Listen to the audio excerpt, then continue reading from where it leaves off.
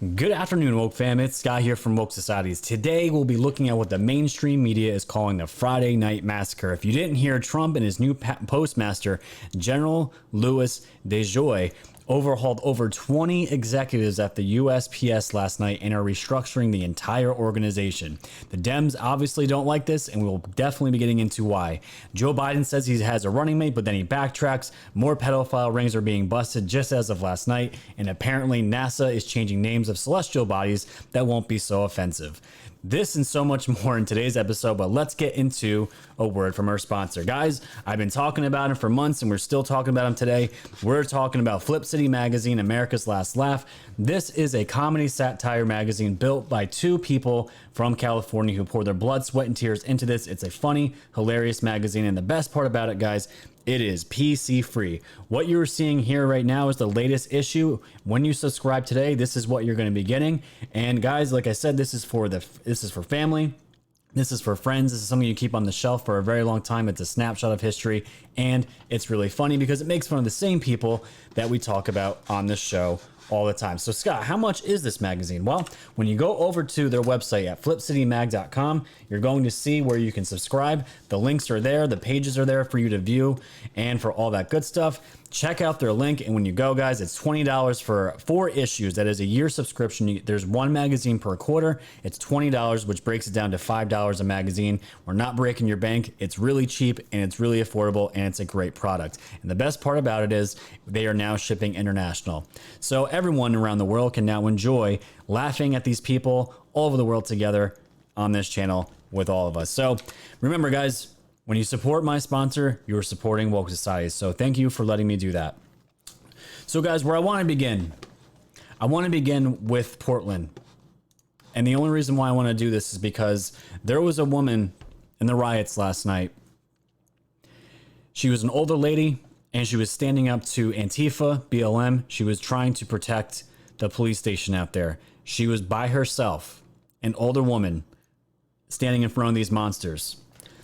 And what I want you guys to see here is this woman's courage. This is from Andy No. An older woman tried to stop Antifa riders from continuing their attack on the Portland Police East Precinct tonight. She stood in the front and they dumped some white liquid all over her and cursed her out, which we later found out was paint.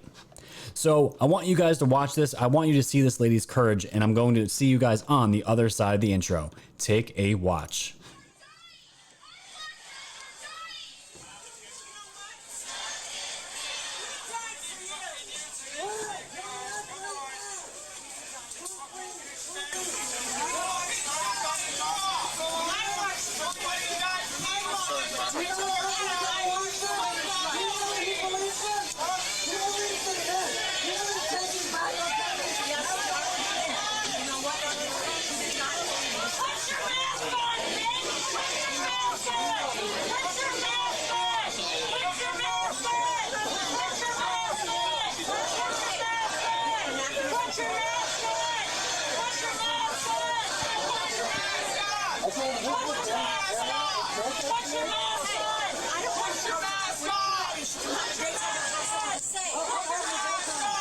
This woman had more balls than Ted Wheeler ever could.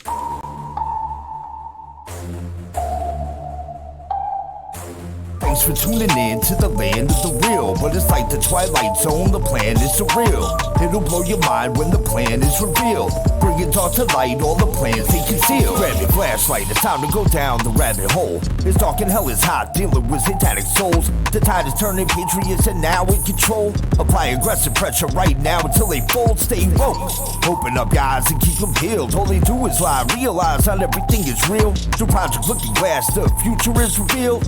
Future proves past, but there won't be any deals. Woke Society's fam, you know it's time to go. Grab your popcorn, sit back now, enjoy the show. Severe and non on the mic, so come on, enjoy the flow. The wave is rising and you know it's only gonna grow.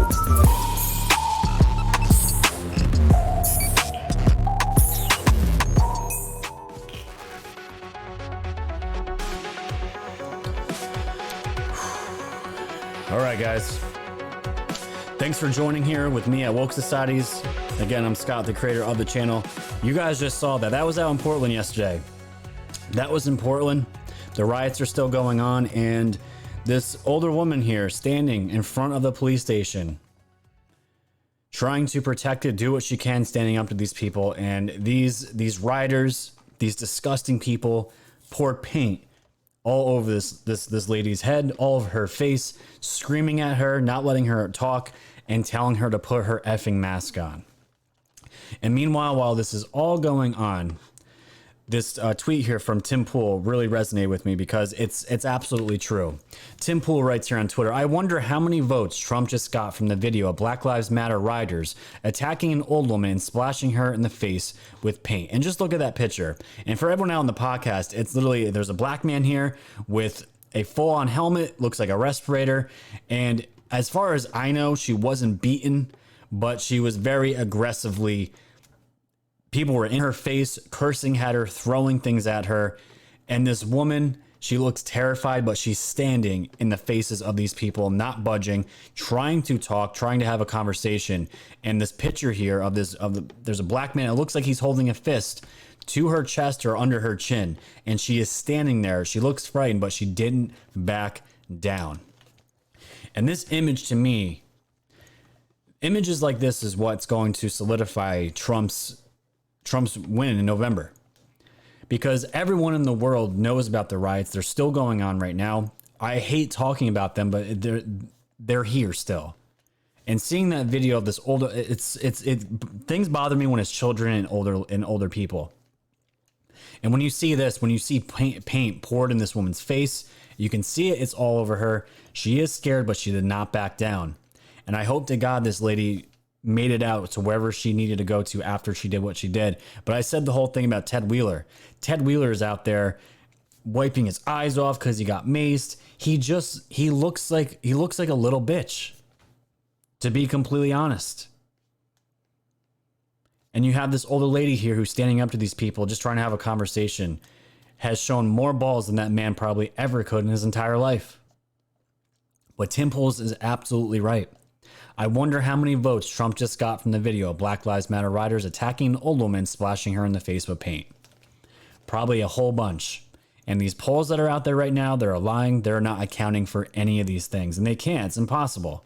But just being a human being, having common sense, seeing what's going out in the world, you can clearly tell where this is going. And the best part about it here is this video from Red Nation Rising. This is from a girl here who is part of Antifa. And look at what she says here. I'll let you guys listen first, and then we'll read what the tweet said. Stop sharing videos and pictures of people at riots. The police are tracking these people down, and by posting pictures of them, you are threatening their lives. So please stop posting pictures of them. So the people that are burning down buildings, beating people for their religious views, beating people that do not agree with them, the same ones that are saying how inclusive they are, unless you don't agree with us, then we will put you down. These same people, as you can just see here, are the ones saying that the ones exposing them are putting their lives in danger. And the tweet from Red Nation Rising says Antifa and BLM are begging people to stop posting videos and pictures of riots because it's getting them arrested. These people, I hope one day, these Antifa folks, I don't know if all of them can be saved as far as how far they're brainwashed and mentally warped. But some of them can be saved, and some of them I don't think they can be.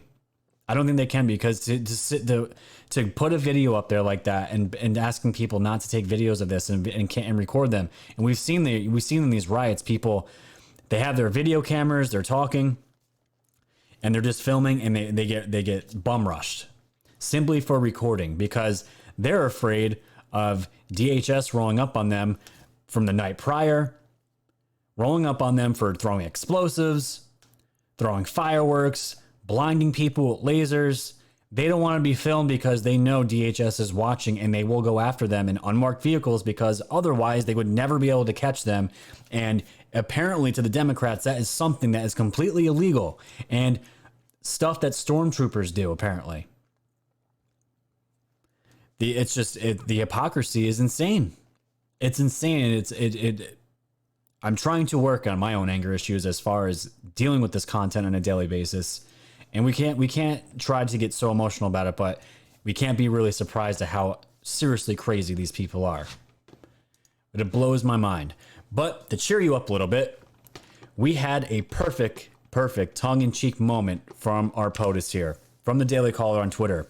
This was Trump yesterday in Bedminster, New Jersey. And a reporter asked him, just in this room, you have dozens of people who are not following the guidelines. Let's listen to the epic response that the president gives to this reporter. It's great. $1 a week? I won't say that yet. You'll see that when it happens, but we have the money. Will you say what number? We have it, Justin. We have plenty of money. Yeah, please go ahead. Thank you, Mr. President. You said that the pandemic is disappearing, but we lost 6,000 Americans this week. And just in this room, you have dozens of people who are not following the guidelines in New Jersey, which say you should not have more. No, they don't have. It's a political activity. You're wrong on that because it's a political activity. They have exceptions, political activity, and it's also a peaceful protest. So when you have, and as you know,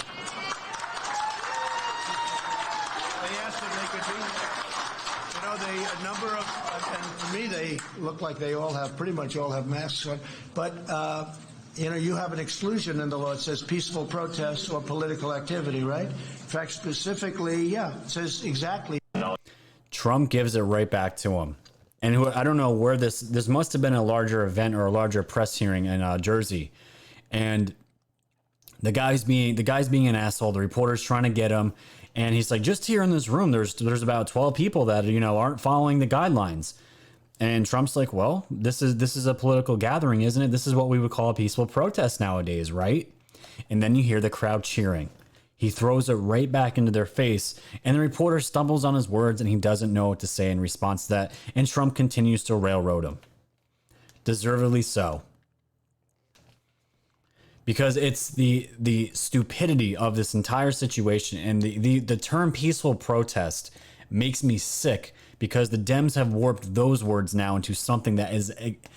They take things, and this is why I name my channel Woke Societies. They take these terms that actually mean something, woke, peaceful protest, and they turn it into a mirror. And what they're actually doing is the completely opposite of the definition of the word. The term woke gets used all the time for leftist ideology, leftist thinking, and peaceful protest now equals rioters and people burning down buildings. And those people are the ones are allowed to do whatever they want. They don't wear masks. They're gathering in huge numbers, but people can't go to church. They can't even go to church. And this is why I love this president. Trump puts it right back in his face. It's a peaceful protest. And the reporter had nothing to say about it, which was absolutely fantastic. So let's switch gears here to Joe Biden, because the media, up until this point, they're calling it the three gaffes that Joe Biden was, that I explained in the last video on Thursday, where he said pretty much the black African American community, they're pretty much not really diverse when they're comparing them to Latinos. Said some really racist stuff, along with some other things, and the media has not touched it. Has not touched it to this point.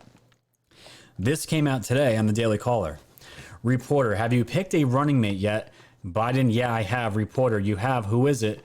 Biden says, you. Now, this was happening, apparently. I don't know where this was. It's some kind of bike ride. I'll play the audio. I'll see if you guys can hear it. Take a watch. President, have you picked a running mate yet? Yeah, I have. You have? Who is it? Who is it? You. Okay, so he didn't know the follow-up was coming, but he did answer with a direct yes, he has picked a running mate. So Joe Biden says, yeah, he says, I have. And the reporter says, you have? Who is it? He says, you. So hearing this, we weren't really sure if it was if he was being serious, if Joe was going through the whole entire dementia thing, or he was just being sarcastic because maybe he knew it was Fox News there that was reporting it. We're not sure. We're not entirely sure, but the rumors are now that it's either going to be between Kamala Harris or Susan Rice. And if you were to ask me personally who I think it's going to be, I think it's going to be Susan Rice. And the only sole reason why I think it's going to be Susan Rice is because she's going to try to insulate herself from the Durham investigation, or having conferences or talks or hearings with committees or whatever you want to call it. It's the same thing they're doing with Joe Biden right now. They're insulating him because he's running for president. So there's some things that aren't going on that maybe we don't know about. But he's being insulated, and we've been told by Q, and it definitely seems what's going on. And to me, logically, it would make sense because Kamala Harris, give me a break. She's going to be the VP? I doubt it. That's an absolute joke. Susan Rice is even worse, but logically, it would make sense because these people are now looking for protection, so they're not prosecuted. That's what I have to think. But the worst part about it is, this is also from Fox News. Biden quips to Fox News he decided on VP. Campaign says it's a joke. Presumptive Democrat nominee Joe Biden quipped to Fox News on Saturday that he was picked a running mate. Before following it up with a joke when asked who the choice was, TJ Ducko, the Biden campaign's national press secretary, later tweeted that the exchange was clearly a joke.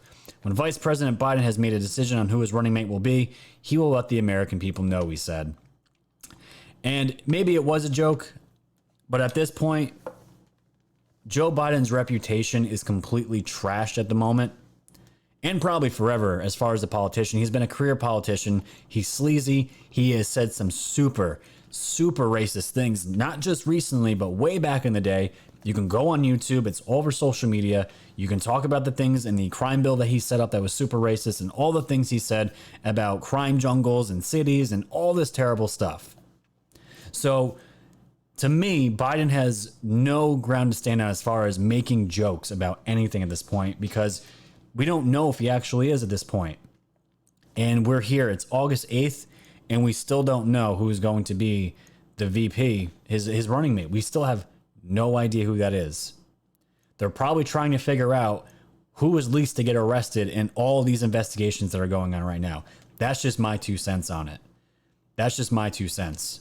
But the biggest news to come out yesterday was the news about the United States Postal Service and what Trump's doing there just yesterday, what the mainstream media is calling the Friday Night Massacre.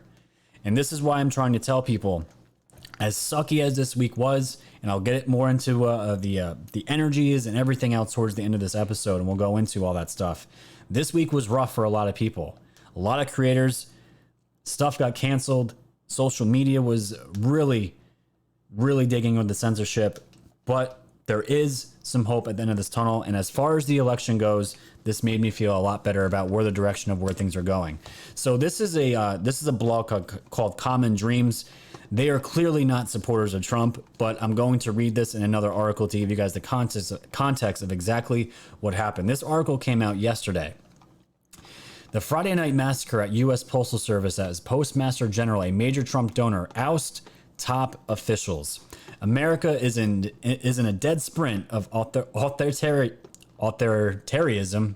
I can't even say that right now. It's too early.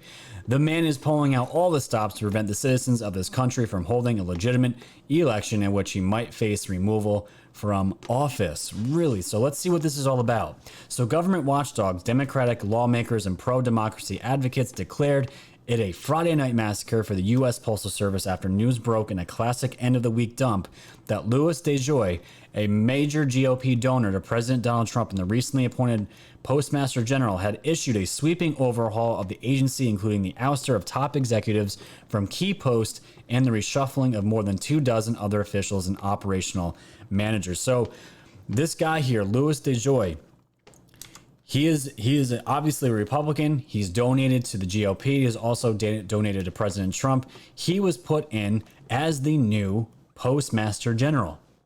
And for a long time, Trump has been bashing the United States Postal Service. And just to give you guys a heads up, I mentioned in my last episode, one of the few organizations that are backing Joe Biden and his party is the United States Postal Service. I don't know if you guys knew that or not. There's really barely anybody that's backing Joe Biden at this point. And one of the few organizations, this happens to be the United States Postal Service, which also happens to be the Democrats' biggest push for mail-in ballots. And of course, the post office is going to be on their side with this. Does that really surprise you? But the entire point of this is that the new Postmaster General that was just placed in there is a supporter of Trump. The Democrats are thinking that, see, this guy's a Trump guy. He's being placed there to slow down everything with these with all the millions of ballots that are going to be coming in supposedly because of COVID. He's going to slow this down. This is a push because Trump's he's authoritarian. he's a dictator. This is the Republicans' plan because Trump's a big dictator, and we're heading towards a un-American. Just America's just going to shit at this point. That's the Dems' view on this. But what's really going on here is that Trump has been talking about the post office for a long time, especially talking about how Amazon has taken advantage of them. He's brought this up many times before, saying that the system for the United States Post Office is slow, it's old, it's broken, it doesn't work, and when you throw a pandemic on it, it's even worse. So this is what the Common Dreams took from the Washington Post. The shakeup came as congressional Democrats called for an investigation of DeJoy and the cost-cutting measures that have slowed the mail delivery and ensnared ballots in recent primary elections. 23 postal executives were reassigned or displaced, the new organizational chart shows. Analysts say the structure centralizes power around DeJoy, a former logistics executive, a major ally of President Trump, and de-emphasizes decades of institutional postal knowledge. All told, 33 staffers included in the old postal hierarchy either kept their jobs or were reassigned in the restructuring, with 5 more staffers joining the leadership from other roles. So essentially, ladies and gentlemen, Trump's new Postmaster General came in and shook up the entire top of the organization to the point where some of them didn't have jobs anymore, and if they were reassigned to different things, which essentially tells me they are changing the way things are done in the post office.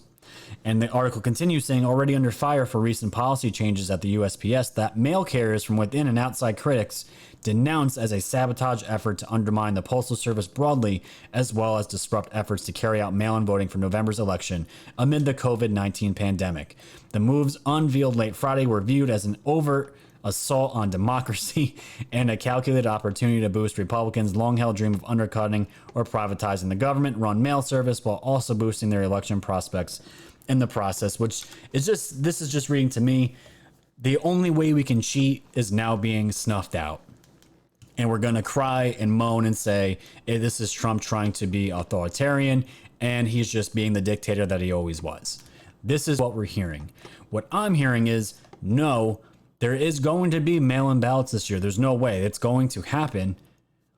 But if it's going to happen, we need to change the way things are, because even before all these mail-in ballots, the system was broken for a long time. And we're going to see here in a moment really what's going on with the post office, because when you look at where the post office is as far as the financials, they're going under.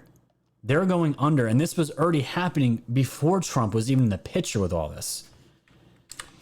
This is from the Star Tribune. With $2.2 billion lost in 3 months, this is just 3 months, they lost $2.2 billion. Postal Service shakes up leadership ranks. And there was something I had highlighted in here, but it looks like it went away, which is fine. So the U.S. Postal Service says it lost $2.2 billion in the 3 months that ended in June as the beleaguered agency, hit hard by the coronavirus pandemic, piles up financial losses that officials warn could top $20 billion over 2 years. The post office is hurting right now for money. They need people for overtime that they cannot pay. So if that's getting cut, and already we see it. I've been reporting on this for months, guys, and everyone that's been following me for the last 2 or 3 months, you can see it in my videos. There is rampant mail-in voting fraud all over the place. There has been experiments done by local news agencies themselves where they did a mock 100 envelope ballot, and these votes just disappeared. And then they disappeared straight up, and then one of the reporters went into the post office, got a manager, and they supposedly found them. They found them on the floor somewhere. We're seeing examples of this every day, every single day, but now we have a man here that it was put there by Trump himself to completely overhaul the United States Postal Service. And even with that, Trump still thinks the idea of having millions and millions of these ballots come in and just believing the post office saying everything's going to be fine. You're just trying to undermine everything. And by putting this Republican, this guy that has donated to you in the past, by putting him in here, you're just putting him here as a plant to slow down the process so you can win the election, because Trump's oh so worried he might lose this one to Joe Biden. They really think we're stupid. They honestly think we're stupid. But have faith, everybody. Seriously, have faith. Because when I saw this, because there's still in the back of my mind that something's going to happen where these people are going to cheat. They're going to get this guy that's suffering from mental problems, dementia, whatever it is. He's going to get in as the president. But knowing this, put a little bit more ease in mind that somebody that's a Trump appointed guy is now at the head of the United States Postal Service, and he shook up the entire top level, shook up the executives, shook up everything. And the mainstream media is calling it the Friday Night Massacre. Friday Night Massacre. It's just unreal. And just to add the cherry onto the top here, this is from Greg Serafan, where I got the article from. Last night was Trump's true Friday Night Massacre. Last night, Trump's Postmaster General Louis DeJoy removed 23 USPS executives and 2 of the top executives. He is sabotaging the election. And this is what the Dems are freaking out about. And people like this are throwing in there that DeJoy owns between 30 to $77 million in assets in USPS competitors, which he does, but I doubt this man was placed here to completely bankrupt and destroy the United States Postal Service. We still need the post office. I'm sure Trump didn't say, hey man, when you go here, I want you to destroy this organization. Trump doesn't like the organization. He has said multiple times it needs to be, their business model needs to be remade, needs to be redone. Didn't say get rid of it. Needs to be redone. And he's been saying this for years, even before he was in office. So that's where we're going with that. So have faith, people. Things are looking okay. So let's transition gears here to my good old state of New York. New York and stories about New York City. Just a real quick to add some context to this entire crappy week that we had. Everyone's still talking about HCQ, and if you do, especially on Twitter now, you're getting taken down. But this is from the New York Post. This is real quick. New York City Councilman Paul Vallone credits hydroxychloroquine for COVID-19 recovery. You will not see this on CNN. You won't see this on MSNBC, ABC News, Washington Post, New York Times. You will not see this story in any of those outlets because it's a Democrat that is literally saying right here, a Democratic New York City councilman says hydroxychloroquine saved his life after a near fatal run-in with COVID-19 in March. Paul Vallone, who represents Northeast Queens, took the drug along with a standard flu Z-Pack and came back from the brink almost immediately. I couldn't breathe, very weak, couldn't get out of my bed. My doctor prescribed it. My pharmacy had it, took it that day, and within 2 to 3 days, I was able to breathe. Vallone told the Post, within a week, I was back on my feet. And I just want to put it out there, YouTube, because I know you're listening. I'm not saying HCQ is the cure to this, not at all. There is still debates out there, though, of if it is or not. And we have seen so many times people going out, getting this drug, and it's actually helping them recover. And something I didn't realize, I guess the patent for HCQ is up. So apparently, this is me not having knowledge of the subject. When that happens, the money to be made on that drug for Big Pharma goes away. And it would explain perfectly why the push for vaccines is still happening right now, and the absolute assault on any doctors or anybody that talks about HCQ as being something that could help with COVID are immediately attacked, censored, and put down for the alternative being vaccines. It's all about the money, people. It's all about the money, but I just wanted to point that out quickly because you will not see any of that. But again, if it was a Republican, there'd be hit pieces out on him all over the place. All over the place. But this was a Democrat who put politics aside, wanted to save his life, and look what happened. Look what happened. All right. So I just want to get into some little bit heavier stuff here. We're going to end on a good note, I promise, because we all need it, especially after this week. But just being in New York, seeing what's happening to the city around here, just it's awful. It's awful. So starting off things on a good note here, let's see. New York City, this is also from the New York Post. New York City illegally placed pedophiles near Upper West Side playground. So pedophiles being released and put out by a playground. The city dumped at least 6 homeless pedophiles, all still on parole, at a luxury Upper West Side hotel just a block from elementary school playground in apparent violation of state law, online records show. The outrage is only the latest slap in the face to residents of the Manhattan neighborhood who who, as the Post reported, have had to deal with everything from public urination to open drug use since the city began moving hundreds of homeless into the area amid the coronavirus. Completely unacceptable, seethed Sabina Popovic, 32, who was at the playground with her daughter, 5, and son, 1, on Friday. The 6 parolees, including a man who had forced sex with a 4-year-old girl, were listed by the state sex offender registry as current residents of the Belle Claire Hotel at Broadway and West 77th Street as of Friday night. New York City is probably never going to come back to the way it was. Not anytime soon. Not anytime soon. And literally, there's a dude here laying on stairs outside wherever this place is with his hands clearly down his pants. And this is right next to a playground. If you could not destroy a city better than Mayor de Blasio himself and Cuomo. And you guys want to see the context of what I'm talking about? You're going to see it right here. This is from Dr. David Samadi. Congratulations, Mayor de Blasio. The traffic has been solved in downtown Manhattan because everyone has left. Look at this. This is a Saturday view of Madison Avenue in New York City. Look at the number of people. I'm standing in the middle of the street for almost like 5 minutes. There's absolutely no car. This is unbelievable. Look at, I've never seen Manhattan like this. He's never seen Manhattan like this.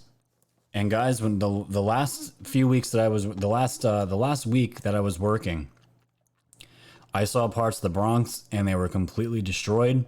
That was almost 2 months ago now. And Manhattan being completely vacant. If you guys have never been to New York City in your life, it's unlike anything you've seen in the world. It truly is. When New York City, before all this, it was a fun place to go to. I would go at least 4 or 5 times a year, either see a Yankee game or just go to the city with my wife.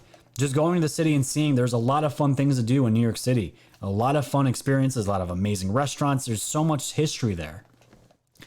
And now people are leaving en masse. They don't want to come back. And I told you guys that story from last week. Cuomo is saying, literally begging residents to come back and that he'll buy them a drink. But don't forget, Cuomo, you have to buy him food. You have to buy him food too, or New York won't be able to serve you. He didn't say that in any of his in his statement. Completely destroyed New York. Absolutely destroyed it. And this is just one street, and I can tell you guys right now, the damage that was done from the rioters and Antifa and whoever else, that was just a soft view of what it actually looks like. Because I saw parts of the Bronx, it looked like a war zone. And literally, I live about an hour above the city, going north, and right now, there are people all over the place, including my area, that are buying up houses and buying up real estate because they are not going back to the city and they have no intention of ever going back to the city. And these same people that have voted for Cuomo and de Blasio over and over and over again, maybe now they'll see the light, because being a New York resident my entire life, this man, Cuomo, he just ends up back in office.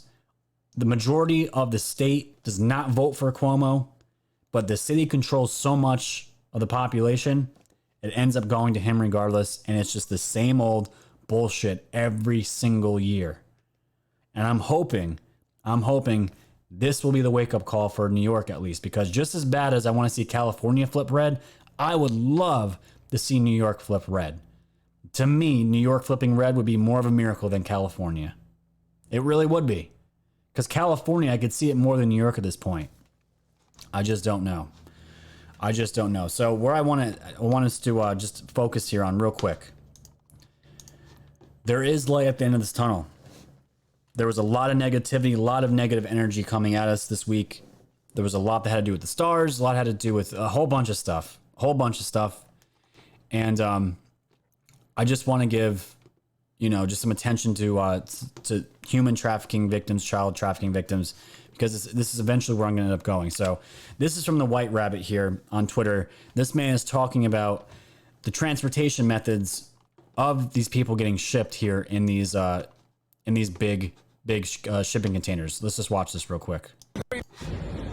One of the most overlooked aspects of human trafficking is the method of transportation. How are they moving these people all around the world? I believe it's through container ships. I'm currently standing on a container ship with roughly 10,000 containers. Maybe 5 to 10% of the cargo that comes in and out of the United States is scanned, x-rayed, and looked at by CBP. Any one of these containers you see on this ship could have about 75 people in it. We know, I've talked to CBP agents before, they have found containers with advanced life support systems, food and supplies for these people to live in these containers for a substantial amount of time while they move from port to port. I believe it's a huge problem. I honestly believe, I have seen with my own eyes, I have seen families, I have seen children, we've seen stowaways, and it really makes you wonder, is this how they're moving them all? Right? Is this how they're moving them all? Is this how they're moving them all? And obviously, yeah, it is. All these kids go missing. Millions of kids go missing. People in general go missing all the time in the United States and all over the world. And where do they go missing, and how do they get to these people? He said 5 to 10% of those containers are x-rayed and looked through because it's impossible, logistically impossible as of right now. I think maybe there is technology that could check all these containers, but as of right now, as I know, there's so much that they're only able to put the resources into checking 5 to 10%. So think about that. 90 to 95% of these containers are going unchecked, and they have found, himself personally, advanced life-saving technology inside these containers to keep these people alive while they are inside them. He said they can fit up to 75 people in these containers. 75. I would love to know how much on the market 75 young women can go for, children can go for, and this is why it's $1 billion market, and it's the biggest problem we're facing today. And mainstream media does not want to talk about it. Does not want to talk about it. So I just wanted to bring that up as just in case you were wondering how this stuff is done. That is obviously definitely one way that it's being done, and being done on a massive scale, not just in this country, but it's a worldwide worldwide operation. It's all connected. It's all connected. And just the last story here, 34 men arrested in undercover operations targeting would-be child sexual predators. This was out in California. Again, another major pedophile ring broken. 34 men were arrested in an undercover operation targeting would-be child sexual predators in Fresno County. Sheriff Margaret Mims announced Friday. Overall, 34 men have been arrested and booked into jail on various charges relating to arranging to meet with the child for sex, ranging from 19 to 63. And I'm not going to get into the details of the article, but guys, if you really put in the effort to look, almost every single day these people are being arrested. These rings are being broken down, not just in this country, all over the world. And I've never seen an effort even before I was awake. I've never seen so many headlines and so many stories about these rings being broken up, and the attention that human trafficking is given, and pedophilia is given, and these disgusting people that are just prey on our children. They prey on our children. And this is where I want to just end off. At some point, doing what I'm doing now, because I watched a video by the guy who made he made this video that was on Amazon. It was up for like a year and a half. It was about child sex trafficking, and it got taken down by Amazon like a week ago. The guy who wrote it was in Hollywood for 20 years. He was around these people for a very long time. You could tell he was convicted what he was talking about.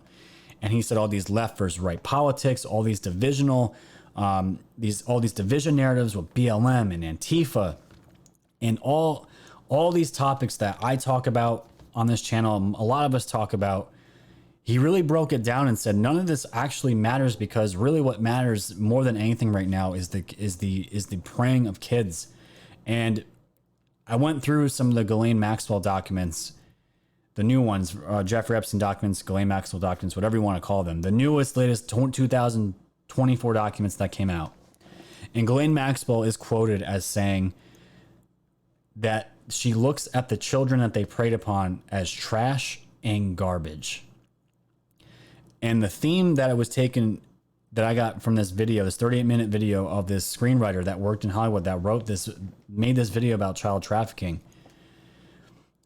I was still shocked to see the absolute disdain that these people, these elites that run everything, they run everything, the ones we don't even see, these psychopaths that we don't even know, they love to prey on children and do the worst possible things to them because they think they deserve it.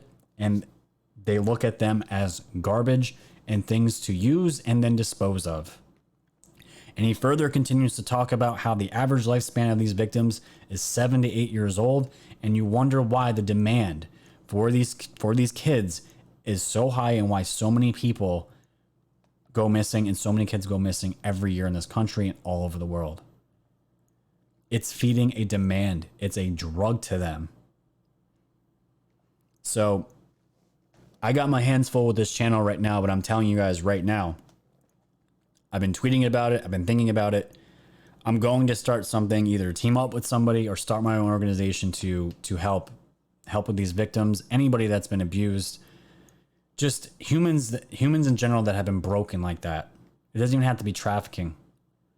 Because if we can't protect our kids, we can't protect our future, we've lost everything. We've lost everything. We have nothing left. And arguing about politics, talking about, Trump, left versus right, even Q stuff. I haven't been really talking about Q stuff in this channel, and for good reason, just because we really haven't had to.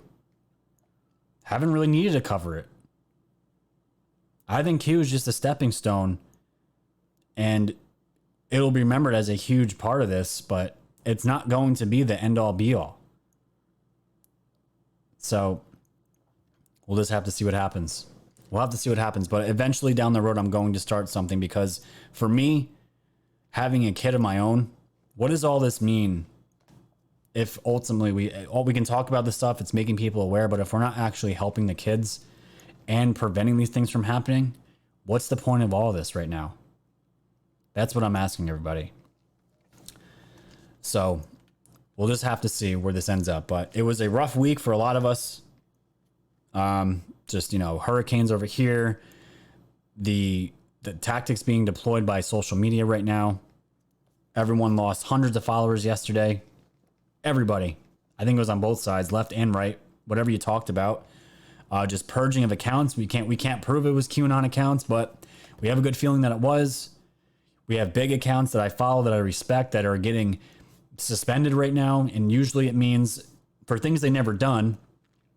They have backup accounts that they never tweeted from, and they're getting taken down for violating Twitter rules when there's never been a tweet actually put out on an account, but they're still somehow violating Twitter rules for just existing. And it usually means that's leading up to full out canceled, because we have gotten to the point where we're so big and our voice is so loud that they can't chip at us anymore by giving us strikes, by telling us you're banned for a day, 2 days, then a week, then you're gone. They've gone to, and this is podcasting, this is social media, this is everything. They've gone to warnings, to you wake up and it's gone. No notification. You're lucky if you get a notification, but most of the time there's no notification, no nothing. You're canceled. There's no explanation, and you have to sit there and deal with it. They have to literally erase us, because that is how much damage we are doing. So be encouraged, ladies and gentlemen. This was a rough week. It's going to get better. I meditated and prayed this morning for a very long time, and it helped me a lot. I got grounded again. Everything's going to be okay. We're all going to be okay. And we just need to continue to trust the plan and see where it plays out, because we have nothing else to have hope in at this point. Things are going to be all right. Things are going to look up, all right? We'll be fine. So thank you guys for hanging out with me. This is a great episode that I wanted to end the week off. I want to forget this week even happened. Start fresh on Monday with my patrons, and then Tuesday I'm obviously doing my live stream with all of you at 8 o'clock, and then Wednesday my show with Methods, and we're going to get all that squared away. It's going to be all right. So on the way out, guys, please go like, share, comment, tell everyone about this channel. Let them know we are the news now. Give this episode a like so it can get found in the search algorithms a little bit easier. If you guys want to go to my Patreon, I have my levels here. If you guys want to be a diehard fan and contribute to the show on a monthly basis, We have the 5, 15, and 25, but guys, you can do as little as $1. It doesn't have to be these plans here. It can be $1, $2. It does not matter. It all goes to the channel to make this show better. And of course, when you go to my store on the way out, please check out my merch. The merch is also on the main screen. It's made by 2 local businesses, one including my brother's business and Bruce, which is right next door to him. They are 2 local businesses here in New York that are making all these products that you see here. We have shirts, hoodies, cups. We even have, I think Todd added some other things too. So glassware, hats, tank tops, V-necks, ladies wear, men's wear, all that stuff. All really cool stuff here. And it's supporting this channel and it's supporting local businesses here in New York where all the products are made in the United States. So we got Q coasters and wine tumblers, a whole bunch of stuff. So go check it out. If you see something, you like it, go buy it. It's supporting this channel and we'll really appreciate it. And of course, check out my sponsors at Flip City, all in the description below. So thank you guys. You were wonderful. I'll see everybody on Tuesday. And as I always say, stay safe, stay warm, and stay woke. See you later, guys.